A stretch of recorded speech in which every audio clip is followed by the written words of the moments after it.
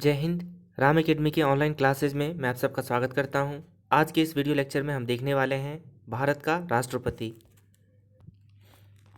यह एक अत्यंत महत्वपूर्ण टॉपिक है। यहाँ से बहुत सारे क्वेश्चंस आपको एग्जाम में मिल जाएंगे, चाहे कोई सा भी एग्जाम हो, यहाँ से क्वेश्चंस पक्का आते हैं। ठीक है, तो ये जो भारत के राष्ट्रपति होते हैं ये वास्तव में क्या होते हैं? ये संघीय कार्यपालिका का एक अंग होता है। तो सबसे पहले हम देख लेते हैं कि संघीय कार्यपालिका के अंग में कौन कौन सी चीज़ें आती हैं। तो जब भी हम बात करते हैं संघ की या संघीय कार्यपालिका की, तो हम बात कर रहे होते हैं किसकी? केंद्र सरकार की। ठीक है ना। हमेशा संघ का मतलब क्या होता है? केंद्र सरकार या यूनियन। ठीक है, तो देख लो केंद्र सरकार के अंतर्गत क्या क्या आते हैं। तो सबसे पहली बात, राष्ट्रपति आप देख सकते हो यहाँ पे राष्ट्रपति है। राष्ट्रपति क्या है? संघीय कार्यपालिका का एक भाग है। ठीक है, तो ये आर्टिकल 52 से स्टार्ट होता है राष्ट्रपति। उसके अलावा उपराष्ट्रपति भी क्या है? संघीय कार्यपालिका का एक पार्ट होता है। फिर मंत्री परिषद आता है, इसका अनुच्छेद 74 है। उसके बाद महान्यायवादी आते हैं, इसका आर्टिकल 76 है। और फिर आते हैं CAG मतलब controller and auditor general of India. ठीक है ना, महालेखा परीक्षक बोलते हैं इसको। तो ये भी कहाँ आते हैं? भारत के संघीय कार्यपालिका के अंतर्गत आते हैं और इसका अनुच्छेद है 148। ठीक है, तो राष्ट्रपति, उपराष्ट्रपति, मंत्रिपरिषद, यहाँ पर मंत्रिपरिषद से मतलब है केंद्र की मंत्रिपरिषद से, महान्यायवादी और CAG कैग। ठीक है ना, ये सब क्या है? संघ की कार्यपालिका के पहलू हैं, अंग हैं। आप लोग देख सकते हैं जैसा कि इमेज में है, ये हमारे भारत के राष्ट्रपति रहे हैं। ठीक है, और जो वर्तमान राष्ट्रपति हैं भारत के, ये 14th नंबर के हैं। ये कौन से नंबर के राष्ट्रपति हैं हमारे? तो अभी जो रामनाथ कोविंद जी हैं, ये भारत के 14th मतलब 14वें नंबर के राष्ट्रपति हैं। ये 14th नंबर के हैं। ठीक है, अगर हम यहाँ पर जो कार्यवाहक राष्ट्रपति रहे हैं, जो एक्टिंग प्रेसिडेंट ऑफ इंडिया रहे हैं, उनकी बात करें तो वो लोग 3 रहे हैं, तो उस हिसाब से ये 17वें नंबर के हैं। ठीक है, और इन पर्सन बात करें व्यक्तिगत रूप से, तो ये भारत के कौन से नंबर के हैं? 14वें नंबर के राष्ट्रपति हैं। ठीक है, और 3 लोग रह चुके हैं, जैसे कि VV गिरी रह चुके हैं। उसके बाद एक रहे थे मोहम्मद हिदायतुल्लाह। ठीक है, उसके बाद रहे थे BD जत्ती। ये 3 लोग क्या थे? एक्टिंग प्रेसिडेंट ऑफ इंडिया थे, कार्यवाहक राष्ट्रपति थे। तो उस हिसाब से ये 17वें नंबर के हैं। बट ये क्रम आप याद रख लेना, अगर आपसे कहीं एग्जाम में पूछ लिया जाता है कि जो कोविंद जी हैं ये कौन से नंबर के, कौन से क्रम के राष्ट्रपति हैं, तो इनका क्रम है 14वां क्रम है। ठीक है ना, 14th नंबर के ये राष्ट्रपति हैं। ठीक है, तो आप इमेज में देख सकते हैं ये कौन है। सबसे पहले देख लो आप, ये हैं डॉक्टर राजेंद्र प्रसाद। ठीक है, उसके बाद ये हैं सर्वपल्ली राधाकृष्णन, इनका नाम है डॉक्टर जाकिर हुसैन। ठीक है, ये हैं अपने VV गिरी साहब। ठीक है, उसके बाद ये हैं फ़खरुद्दीन अली अहमद। ठीक है, फ़खरुद्दीन अली अहमद है ये। उसके बाद ये है नीलम संजीवा रेड्डी। उसके बाद ये ज्ञानी जैल सिंह है, ये सिख राष्ट्रपति थे हमारे। ठीक है, ज्ञानी जैल सिंह है ये। इसके बाद ये है R वेंकट रमन। ये कौन है? ये R वेंकट रमन है। उसके बाद ये हैं शंकर दयाल शर्मा। ठीक है ना, SD शर्मा है ये।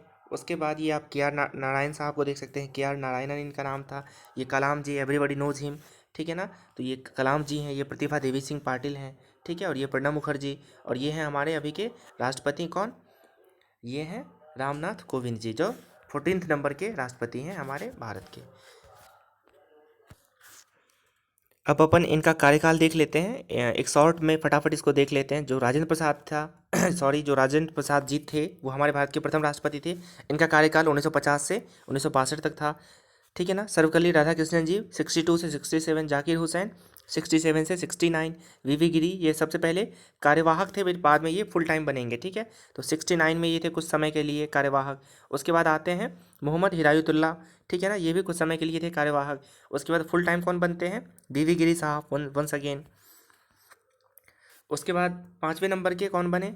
फ़खरुद्दीन अली अहमद 74 से 77 तक। फिर बनते हैं कौन? BD जत्ती। ठीक है ना, ये कार्यवाहक थे। बसप्पा दानप्पा जट्टी इनका नाम था। ये 1977 में बने थे कुछ समय के लिए। फिर आते हैं फुल टाइम कौन? नीलम संजीवा रेड्डी। ठीक है, 77 से 82 82 तक। फिर आते हैं ज्ञानी जैल सिंह, ये 82 से 87 तक आए थे 5 साल के लिए। फिर आते हैं R वेंकट रमन साहब 87 से 92। फिर आते हैं शंकर दयाल शर्मा 92 से 97। ठीक है, और फिर आते हैं KR नारायण, ये 97 से 2002 तक। ठीक है ना, 97 से 2002 तक ये थे। उसके बाद कलाम साहब आते हैं, APJ अब्दुल कलाम साहब 2002 से 2007 तक।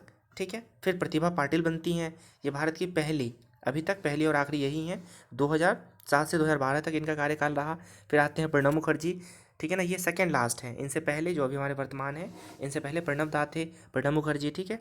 तो 2012 से 17, और सबसे लास्ट में कौन है, रामनाथ कोविंद, ठीक है। तो ये अभी तक हैं, ठीक है, ये अभी तक हैं 2017 तक। अब हम डिटेल से देख लेते हैं भारत के राष्ट्रपति से संबंधित सभी महत्वपूर्ण तथ्य, डिटेल से देख लेते हैं। तो पहली बात, सबसे पहले संविधान के भाग 5, ठीक है ना, भाग 5 में क्या पढ़ा था आपने, भाग 5 में आपने संघ पढ़ा था, ठीक है। मैं चाहता हूँ एक बार आप लोग फिर से वो वाली लिस्ट देख लें कि जो संविधान के भाग हैं उसमें क्या है, इससे क्या होगा, आपका रिवीजन भी होता रहेगा। तो ये है हमारे संविधान के भाग, इसको आप फटाफट एक बार देख लीजिए। भाग 1 में आपने क्या पढ़ा था, संघ और उसका राज्य क्षेत्र, ठीक है। 2 में पढ़ा था आपने नागरिकता, 3 में पढ़ा था फंडामेंटल राइट्स 12 से 35 तक, 4 में आपने पढ़ा था डीपीएसपी, राज्य के नीति निर्देशक तत्व, 4 का ए में था मूल कर्तव्य, ठीक है। और जो बात कर रहे हैं अपन संघ, ठीक है ना, भाग 5 में क्या पढ़ा था आपने, संघ, ठीक है ना, संघ, उसके बाद राज्य, उसके बाद स्पेशल स्टेट्स, उसके बाद यूटी मतलब केंद्र शासित प्रदेश, ठीक है ना।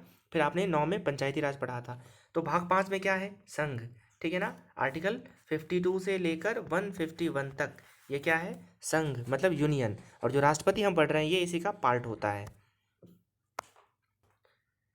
अब बात करते हैं संघ की कार्यपालिका का। तो भाग 5 में कहाँ से कहाँ तक, 52 से 78 तक क्या है, संघ की कार्यपालिका का वर्णन है, ठीक है। अब देखो संघ की कार्यपालिका में राष्ट्रपति, ये मैं आपको बता चुका हूँ, उपराष्ट्रपति, प्रधानमंत्री, मंत्रिमंडल, महान्यायवादी, इसमें कैग छूट गया, कैग भी इसी का पार्ट होता है, और कैग आता है, ठीक है ना। ये सब क्या है, कार्यपालिका के महत्वपूर्ण अंग हैं, ठीक है। नेक्स्ट, भारत का ये जो राष्ट्रपति है ना, ये क्या होता है, भारत का राज्य प्रमुख होता है, ठीक है, मतलब पूरे के पूरे देश का ये रिप्रेजेंटेट करते हैं। वह भारत का प्रथम नागरिक, फर्स्ट सिटीजन ऑफ इंडिया होते हैं, ठीक है ना। और राष्ट्रीय एकता, अखंडता, सुदृढ़ता का प्रतीक होता है, ठीक है। आपको एक लाइन में याद रख लेना है कि ये हमारे संवैधानिक प्रमुख होता है, ठीक है ना। संवैधानिक प्रमुख होते हैं कौन, भारत के राष्ट्रपति, ठीक है। आपको पता ही होगा भारत में सबसे सर्वोच्च क्या है, भारत का संविधान, और उस संविधान का प्रमुख कौन है, सिंबॉलिक प्रमुख कौन है, तो भारत के राष्ट्रपति, ठीक है ना। तो हमारे संवैधानिक प्रमुख हैं राष्ट्रपति, ऐसे आपको याद रखना है इसको। अब हम फटाफट देख लेते हैं जो संविधान के अनुच्छेद हैं जो राष्ट्रपति से संबंधित हैं, उसको फटाफट देख लेते हैं, ठीक है। तो सबसे पहले आप ये जान लो कि जो भारत का राष्ट्रपति का जो वर्णन है ना, ये कहाँ से कहाँ तक है, आर्टिकल,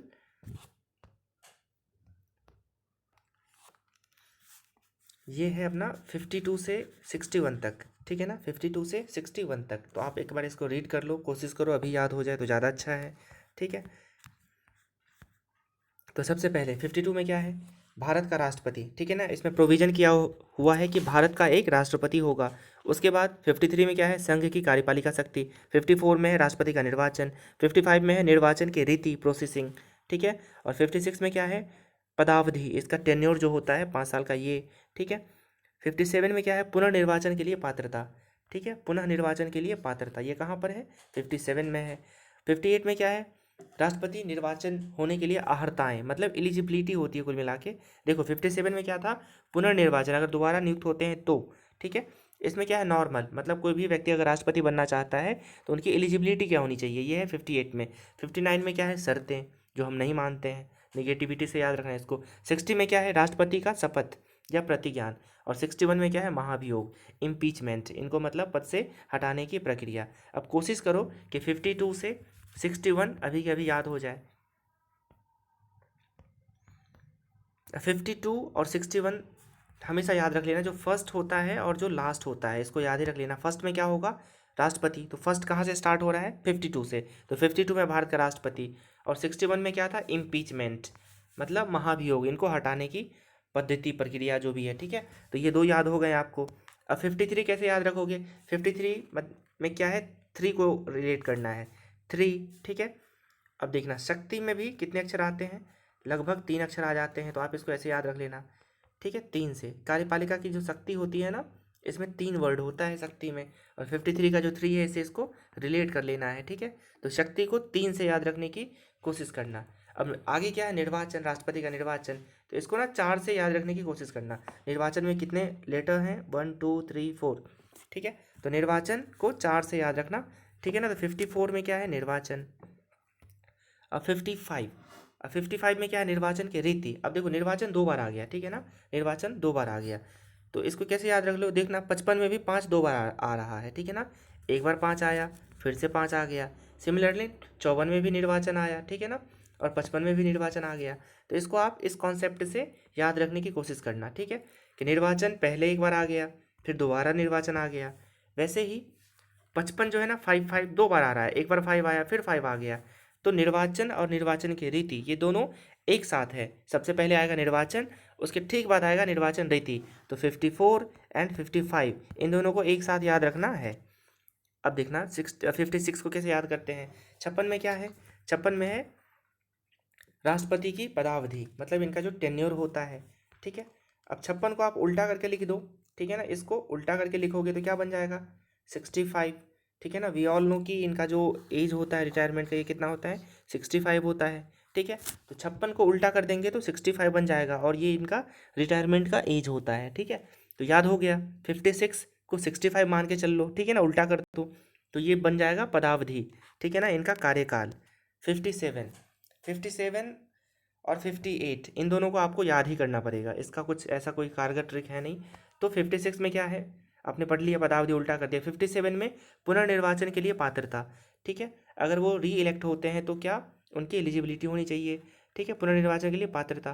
फिर 58 में क्या है, राष्ट्रपति निर्वाचित होने के लिए अहर्ताएँ, ठीक है, अगर राष्ट्रपति बनना है तो क्या चाहिए उनको, अहर्ताएँ, ठीक है। तो मैं पहले भी बताया था, अभी भी बता रहा हूँ कि पुनर्निर्वाचन का जो प्रावधान है पहले आएगा, और जो नॉर्मल मतलब फ्रेश जो एलिजिबिलिटी होती है प्रेसिडेंट ऑफ इंडिया की, वो बाद में आएगा, ठीक है। और यहाँ पर 8 है तो आप इससे भी थोड़ा सा रिलेट कर सकते हो। देखो 8 किसका कोड होता है, माँ का, ठीक है ना, मॉम का कोड होता है। माँ हमें क्या करती है, एलिजिबल बनाती है, योग्य बनाती है। तो आप ऐसे भी याद रख लेना, जो राष्ट्रपति की योग्यताएं होंगी ना, अहर्ताएँ, वो कहाँ मिलेगी, 58 में, क्योंकि पहले ही जो पाठशाला माँ होती है वही हमें योग्य बनाती है। तो ऐसे आप इसको याद रख सकते हो।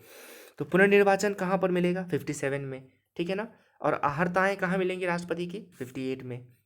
59 में क्या है, शर्तें, राष्ट्रपति के पद के लिए शर्तें, ठीक है ना। हमने हमेशा देखा आर्टिकल 49 हो, या फिर जो हमने कर्तव्य पढ़ा था, मौलिक कर्तव्य, उसका 9वां पार्ट हो, ठीक है, या फिर अनुसूची हो, 9 जो भी हो, मतलब ठीक है ना। जैसे कि हम राष्ट्रीय महत्व की चीज़ों का संरक्षण नहीं करते हैं तो नो, इसको 9 से याद करवा दिया था। गांव में रहना है तो नो, 9 से याद करवा दिया था। वैसे ही शर्तें माननी है कि मानने हैं क्या, तो बिल्कुल नहीं, इसको ऐसे आप याद रख लेना, ठीक है। तो 9 जो है ना, 9 को आप निगेटिविटी से रिलेट करके याद रख लेना है कि हमें जब भी टर्म एंड कंडीशन मानने की बात आती है तो अपन बोलते हैं नो, ठीक है ना, मैं नहीं मानूंगा, शर्तें नहीं मानते हैं अपन, ठीक है। तो 9 में क्या होगा, शर्तें, और 60 में क्या है, शपथ, ठीक है ना। 59 शर्तें और 60 में क्या है, शपथ, ठीक है। तो सबसे लास्ट में सब सारी प्रोसेसिंग कंप्लीट हो जाएंगी, उसके बाद क्या होगा, शपथ, ठीक है ना, ओथ टेकिंग। और अगर फिर भी मतलब कोई कोई दिक्कत हो गया तो सबसे लास्ट में क्या हो गया, महाभियोग लगा दिया उनके ऊपर, इम्पीचमेंट लगा के उसको हटा दिया पद से। तो इस प्रकार से हम लोग कोशिश करेंगे कि जो भी आर्टिकल्स हैं राष्ट्रपति से संबंधित उसको याद रखने की, ठीक है। 3 मतलब 53 में शक्ति, 54 में निर्वाचन, है ना, 55 में निर्वाचन की रीति, 56 को उल्टा कर देंगे तो कार्यकाल, 57 में पुनर्निर्वाचन की पात्रता, 58 में नॉर्मल जो निर्वाचन होता है उसके लिए एलिजिबिलिटी, 59 शर्तें, 60 में शपथ, और 61 में महाभियोग, ठीक है। तो ये सब चीज़ें हमने देख लिया। अब हम इन अनुच्छेदों को थोड़ा सा डिटेल्स में देख लेते हैं, ठीक है। जो लोग मुख्य परीक्षा की तैयारी करते हैं, जो लोग मेंस के आंसर राइटिंग करते हैं, उनके लिए ये पार्ट बहुत ज़्यादा इंपॉर्टेंट होगा, ठीक है। तो चलो देखते हैं। सबसे पहले क्या पढ़ा था अपन ने, 53 में क्या था, संघ की कार्यपालिका शक्ति राष्ट्रपति में निहित होगी, ठीक है। तो यहाँ पर 2 बातें याद रखनी होगी आपको। एक तो संघ की कार्यपालिका जो शक्ति है ये राष्ट्रपति में निहित होगी, लेकिन इसका जो प्रयोग है ना वो किसके द्वारा करेगा, मंत्रिमंडल के द्वारा, अपने अधीनस्थों के द्वारा। दूसरा, जो हमारा सैन्य बल होता है, जो हमारे आर्मी, नेवी, एयरफोर्स और जो बाकी के जो फोर्सेज होते हैं, इसका हेड कौन होगा, राष्ट्रपति। और सेम, और उन जो मिलिट्री पावर होता है उसका भी जो प्रयोग है कैसे करेगा, अपनी अधीनस्थों के, जो अपने अधीनस्थ हैं, सब ऑर्डिनेट्स हैं, उनके सलाह से करेंगे, ठीक है। तो ये 2 बातें आपको याद रखना है। यहाँ पढ़ सकते हैं कि पूर्वगामी उपबंध की व्यापकता पर प्रतिकूल प्रभाव डाले बिना संघ के रक्षा बलों का सर्वोच्च समादेश राष्ट्रपति में निहित होगा, ठीक है ना, इतना लंबा आप मत सोचो, बस ये याद रख लेना कि जो हमारे रक्षा बल हैं, ठीक है ना, जो हमारे आर्म्ड फोर्सेज होते हैं, उसका हेड कौन होता है? राष्ट्रपति। बस इतना याद रखना है। पहला, संघ का कार्यपालिका प्रमुख राष्ट्रपति होता है। दूसरा, जो हमारे फोर्सेज होते हैं उनका भी चीफ राष्ट्रपति होता है। 54 में हमने पढ़ा था निर्वाचन, ये 4 लेटर से याद रखना है 54 को, निर्वाचन। ठीक है, तो राष्ट्रपति का जो निर्वाचन होता है इसके ऊपर मैं अलग से एक वीडियो बना के लेके आऊँगा आपके लिए, थोड़ा सा टफ होता है, ठीक है ना। अभी के लिए बस आप याद रख लो कि कौन कौन शामिल होते हैं और जो मेथड है, जिस मेथड से इनका निर्वाचन होता है उसका नाम क्या है। तो पहला देखो कौन शामिल होते हैं, संसद के दोनों सदनों के निर्वाचित सदस्य, मतलब लोकसभा और राज्यसभा। इसके सिर्फ इलेक्टेड, जो लोग इलेक्शन लड़के आए हैं, जो जनप्रतिनिधि हैं, मतलब जो जनता के द्वारा चुने गए हैं, सिर्फ वही भाग लेंगे। यहाँ पे ध्यान देने वाली बात यह है कि जो नॉमिनेटेड होते हैं, जो चुन लिए जाते हैं, वो लोग राष्ट्रपति के इलेक्शन में वोट नहीं कर सकते। ठीक है, तो ये हो गया। उसके अलावा राज्य के विधानसभाओं के निर्वाचित सदस्य, ठीक है ना, सेम चीज़, जो राज्य में विधानसभा होते हैं वहाँ के जो निर्वाचित सदस्य होंगे, अगेन जो नॉमिनेटेड हैं वो नहीं होंगे। ठीक है, ऐसा। तो यहाँ पर आपने देखा राज्य है, राज्य है, यहाँ पर केंद्र शासित प्रदेश नहीं लिखा हुआ है। ठीक है, तो यहाँ पे एक स्पष्टीकरण है, आप इसको भी देख लो। अगर हम बात करें केंद्र शासित प्रदेश से कौन कौन शामिल होते हैं, तो यहाँ पर 2 था पहले। एक तो दिल्ली, दिल्ली का जो एनसीआर है, नेशनल कैपिटल रीजन। ठीक है, यहाँ पे पढ़ सकते हो आप कि 55 में राज्य के अंतर्गत दिल्ली के राष्ट्रीय राजधानी क्षेत्र मतलब एनसीआर, और पौंडीचेरी, ठीक है ना, जो पुद्दुचेरी जिसको बोलते हैं, ये 2 था। बट अभी आपको पता होगा कि 31 अक्टूबर को 2 नए केंद्र शासित प्रदेश बन गए हैं। कौन कौन से? जम्मू कश्मीर एंड लद्दाख। ठीक है, तो ये जो जम्मू कश्मीर है ना, यहाँ पर भी क्या होगा? विधानसभा का गठन होगा। ठीक है, तो अब इसमें 3 हो जाएंगे, एक तो दिल्ली है, ठीक है, दूसरा पौंडीचेरी है और दिल्ली। ठीक है ना, जब अगला जो राष्ट्रपति चुनाव होगा उसमें जम्मू कश्मीर के, सॉरी मैंने दिल्ली बोल दिया, उसमें जम्मू कश्मीर के कौन शामिल होंगे? वहाँ के भी जो जनप्रतिनिधि हैं वो भी शामिल होंगे। ठीक है, तो राज्यों के इलेक्टेड मेंबर्स प्लस इन 3 यूटीज़ के, यूनियन टेरिटरीज़ के जो इलेक्टेड मेंबर्स हैं वो शामिल होंगे किसमें? राष्ट्रपति के निर्वाचन में। अब देखो यहाँ पे ये नाम है राष्ट्रपति के निर्वाचन की रीति, ये अनुच्छेद, ये अगला अनुच्छेद है आपका अनुच्छेद 55। ठीक है ना, राष्ट्रपति के निर्वाचन की रीति मतलब प्रोसेस क्या है। तो 2 बातें याद रख लेना है। एक तो है एकल संक्रमणीय पद्धति, ठीक है ना, एकल संक्रमणीय पद्धति, इसको बोलते हैं सिंगल ट्रांसफरेबल वोट। पहली बात ये है। और दूसरा क्या है? अनुपातिक प्रतिनिधित्व। ठीक है ना, अनुपातिक प्रतिनिधित्व। तो अभी के लिए आप याद रख लेना कि राष्ट्रपति का निर्वाचन अनुपातिक प्रतिनिधित्व के अनुसार एकल संक्रमणीय पद्धति द्वारा होता है। ठीक है ना, बाकी मैं इसके ऊपर एक नया वीडियो लेके आऊँगा, आप लोग को बहुत अच्छे से वहाँ पे बताऊँगा मैं। ठीक है, फिर भी थोड़ा सा कॉन्सेप्ट आप समझ लो। नॉर्मली क्या होता है, मान लो कि एक चार्ट मैं बना ले रहा हूँ यहाँ पर,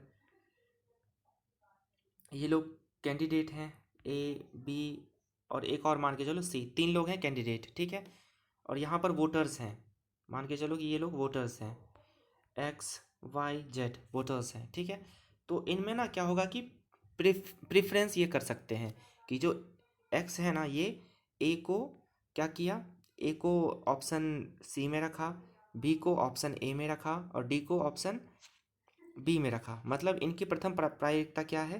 प्रथम प्राथमिकता बी को दिया। वाई ने भी क्या किया? ए को ए माना, ठीक है ना, सॉरी बी को ए दिया, ए को मान के चलो कि बी दे दिया और इसको सी दे दिया। तो जिसको सबसे ज़्यादा ए मिलेंगे ना, वही क्या बनेंगे? राष्ट्रपति। तो ये प्रोसेस होता है राष्ट्रपति के निर्वाचन में, और इसी को बोलते हैं सिंगल ट्रांसफरेबल वोट। मतलब वोट तो सिंगल ही रहेगा, लेकिन ये अपने चॉइस के अकॉर्डिंग ट्रांसफ़र होता रहता है। तो this is called single transferable method. ठीक है ना, एकल संक्रमणीय मत। अब 56 का देख लो, 56, इसको मैंने कैसे याद रखवाया था, इसको अगर आप उल्टा कर दोगे, पलट दोगे, तो ये बन जाएगा 65, और 65 साल का होता है कार्यकाल। ठीक है, तो राष्ट्रपति का पदावधि पद ग्रहण की तारीख से लेकर कितने 5 वर्षों तक की अवधि तक के लिए होता है। पद ग्रहण की तारीख से 5 वर्ष की अवधि तक के लिए ये अपना पद धारण करते हैं, तो ये याद रख लेना, ईजी है। 57 में क्या है? पुनर्निर्वाचन के लिए पात्रता। ठीक है, देखो जैसे कि अमेरिका में होता है और बाकी देश में भी हो सकता है कि वहाँ पर जो राष्ट्रपति होंगे वो केवल 2 बार, ठीक है ना, वो राष्ट्रपति के पद पर केवल 2 बार इलेक्ट हो सकते हैं, not more than that. But Bharat में ऐसा नहीं है, पुनर्निर्वाचन के लिए वो जितनी बार चाहें उतनी बार बन सकते हैं। ठीक है, हालांकि प्रैक्टिकल ऐसा हो नहीं पाता है, बट ऐसा कोई प्रोविज़न नहीं है कि वो एक ही बार बने या 2 ही बार बने या 10 बार बने, ठीक है। वो जितनी बार चाहे बन सकता है, इलेक्शन लड़ सकता है।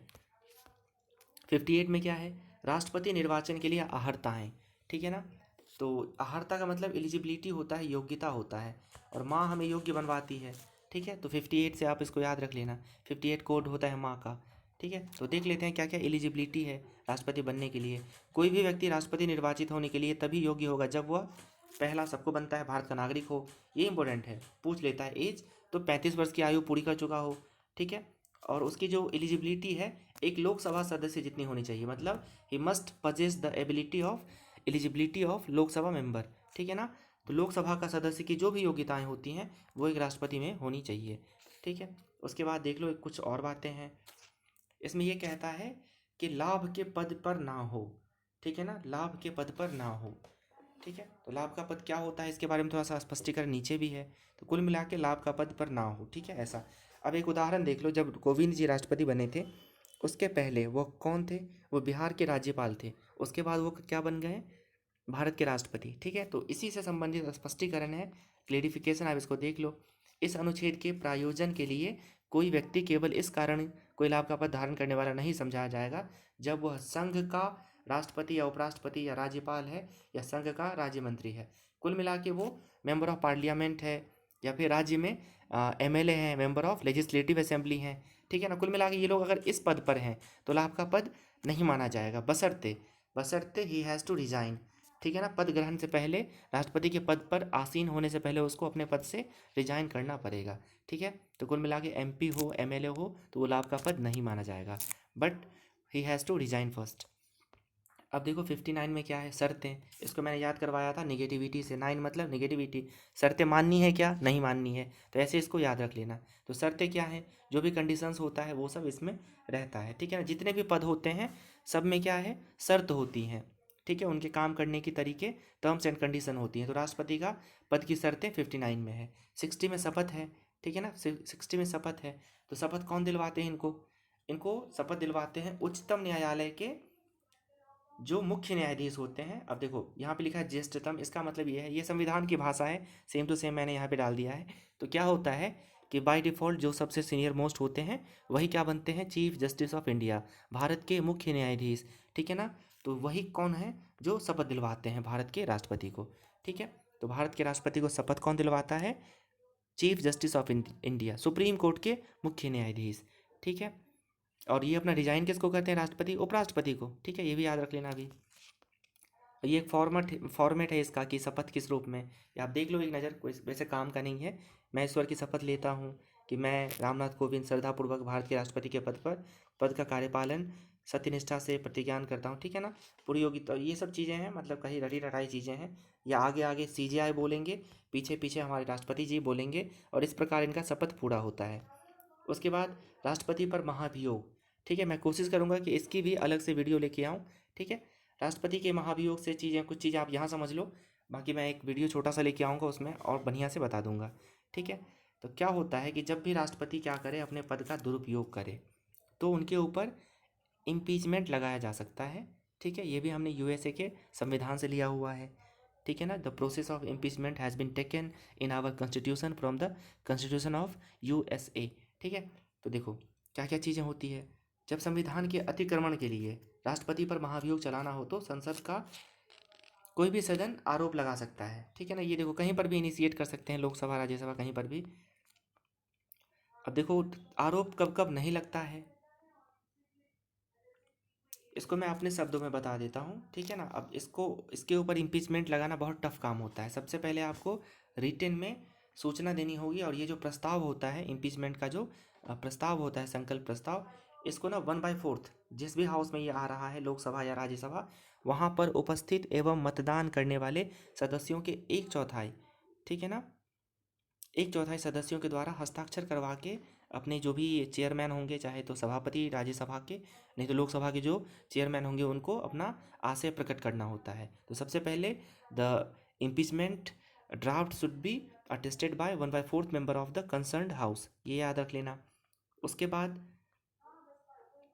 जो भी कंसर्न्ड हाउस है, जो भी लोकसभा या राज्यसभा है, वहाँ पर ये विशेष बहुमत से पास हो जाना चाहिए, ठीक है। अब देखो नॉर्मली वोटिंग क्या होता है, कोई भी बिल लाया गया किसी भी हाउस में, चाहे वो लोकसभा हो या राज्यसभा हो, तो काउंटिंग करवा ली जाती है। अगर फेवर में ज़्यादा लोग हैं तो वो पास माना जाता है। लेकिन यहाँ पर क्या है, 2/3 सदस्यों के द्वारा क्या किया जाएगा, इसको पास किया जाएगा। ठीक है ना, कम से कम 2/3 सदस्य, मतलब मेजोरिटी होना चाहिए। ठीक है ना, मेजोरिटी होना चाहिए। अब मान के चल लो कि अगर कितने सदस्य हैं लोकसभा में, मैक्सिमम हो सकते हैं 545, तो 545 डिवाइडेड बाई 2/3। ठीक है ना, तो ये जितना भी होगा इतने सदस्यों के द्वारा क्या किया जाना चाहिए, इसको पास किया। तो ये लगभग 164 165 के आसपास जाएगा। ठीक है ना, आप लोग इसको करके देख लेना। मान के चलो कि फुल स्ट्रेंथ है लोकसभा में और वहाँ पर इम्पीचमेंट लाना है, किसके लिए, अपने राष्ट्रपति के अगेंस्ट, तो मिनिमम 163 इतने लोगों के द्वारा समर्थित होना चाहिए। ठीक है, ऐसा। अब देखो मान लो कि लोकसभा ने क्या किया है, लोकसभा ने इम्पीचमेंट प्रस्ताव लेके आया है, तो राज्यसभा का काम है, या फिर राज्यसभा ने इम्पीचमेंट प्रस्ताव लाया है, तो लोकसभा के काम है कि ये जेन्यून है कि नहीं, उसको इन्वेस्टिगेट करेंगे कि ये जो राष्ट्रपति के खिलाफ प्रस्ताव लाया जा रहा है, ये कहीं ऐसे तो नहीं कि मतलब उसको डिफेम करने के लिए, उसको बदनाम करने के लिए लाया जा रहा है। तो दूसरा हाउस जो है वो क्या करेंगे, हमेशा इसको क्रॉस चेक करेंगे कि ये जेन्यून है या नहीं। अगर ये पता चल गया ये जो है आरोप जो है मतलब गलत है, तो वो डिस्कार्ड कर देंगे। ठीक है, लेकिन अगर ऐसा नहीं हुआ, अगर आरोप जो भी लगाया गया था राष्ट्रपति के ऊपर वो प्रूव हो गया, ठीक है ना, तो जिस दिन ये प्रस्ताव पारित होता है दोनों हाउसेस में, same with immediate effect he has to leave his post, उसको अपना पद खाली करना पड़ेगा। तो ये है इम्पीचमेंट। ठीक है, अब देखो एक और अनुच्छेद है 62। इसमें क्या होता है कि मान लो कि राष्ट्रपति की मृत्यु हो गई, ठीक है, बीमार पड़ गए या कुछ भी हो गया, मतलब कोई ऐसा आकस्मिक काम हो गया, मतलब इमरजेंसी वाला सिचुएशन है, उस कंडीशन में उपराष्ट्रपति पद संभालेंगे। उपराष्ट्रपति भी नहीं है तो जो चीफ जस्टिस होते हैं वो संभालेंगे एज अ एक्टिंग। ठीक है, तो कुछ सर्टेन कंडीशन में जो राष्ट्रपति का पद होता है वो फिलअप करने के लिए आर्टिकल 62 हमें अधिकार देता है। ठीक है, तो ये था राष्ट्रपति से संबंधित सारी चीज़ें। राष्ट्रपति से संबंधित एक दो और वीडियोस मैं लेके आऊँगा। ठीक है, ये अब यहाँ पे कंप्लीट नहीं होता है, बस हमने आर्टिकल कवर किए हैं अभी, और ये बहुत ज़्यादा इंपॉर्टेंट टॉपिक है आपके लिए, तो आप कोशिश करना इन सभी चीज़ों को कंठस्थ करते चलो। खासकर ये जो आर्टिकल्स आपने पढ़े 52 से 61 या 62 तक, इन सब चीज़ों को आज के आज आप याद कर लो, इसके प्रॉपरली नोट्स बना लीजिए। थैंक यू क्लास, जय हिंद।